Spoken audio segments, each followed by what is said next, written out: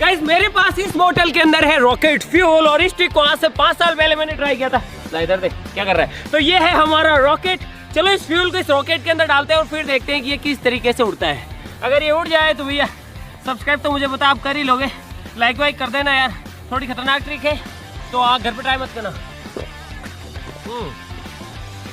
Right, किसी को भी अगर इसके बारे में पता है तो कमेंट्स में बिल्कुल भी मत बताना।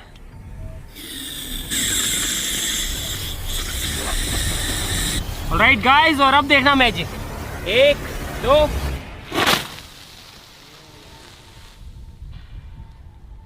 सब्सक्राइब कर दो।